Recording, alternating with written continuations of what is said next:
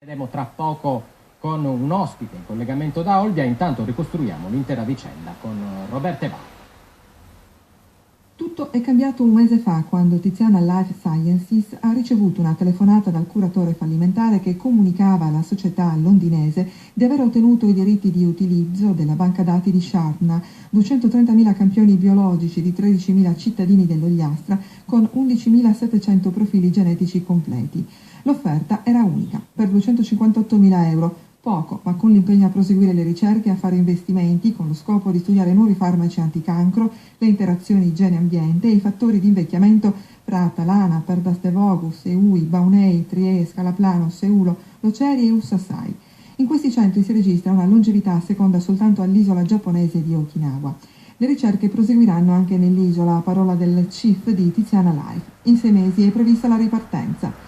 Sharpna era nata nel 2000 senza fini di lucro per volontà di Renato Soru e di Mario Pirastu, direttore dell'Istituto di Genetica delle Popolazioni del CNR.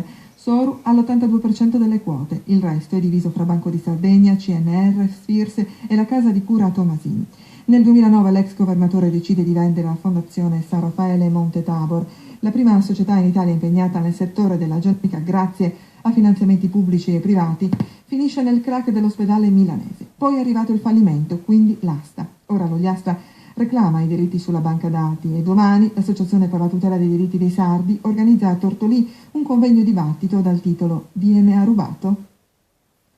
A questo proposito abbiamo in collegamento da Olbia Flavio Cabizza, presidente dell'Associazione per la tutela dei diritti dei sardi. Dunque Cabizza, il patrimonio genetico ogliastrino è stato venduto, ormai la frittata possiamo dire è fatta. Che cosa però si può ancora fare secondo lei?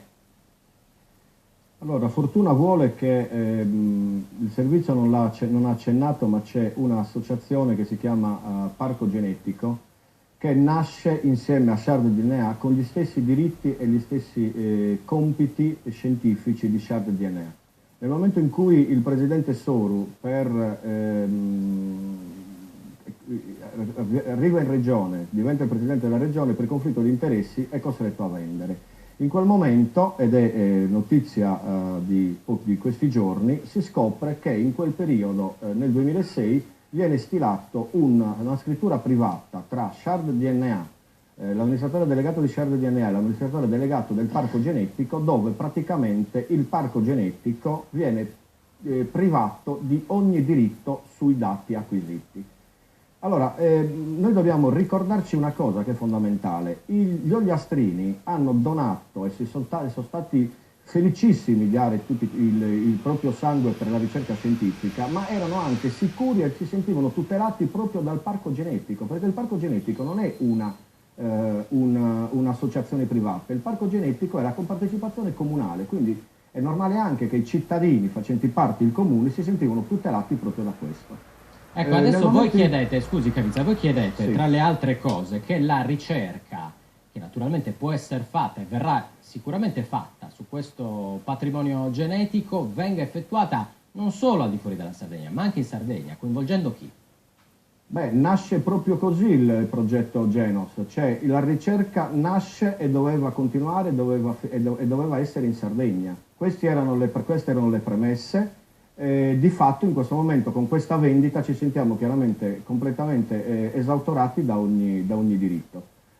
Ci sono 2 strade in questo momento che noi vogliamo che si stanno perseguendo. Uno, il parco genetico direttamente come società si è costituito a parte civile e ha chiesto al giudice che venga non convalidata la vendita.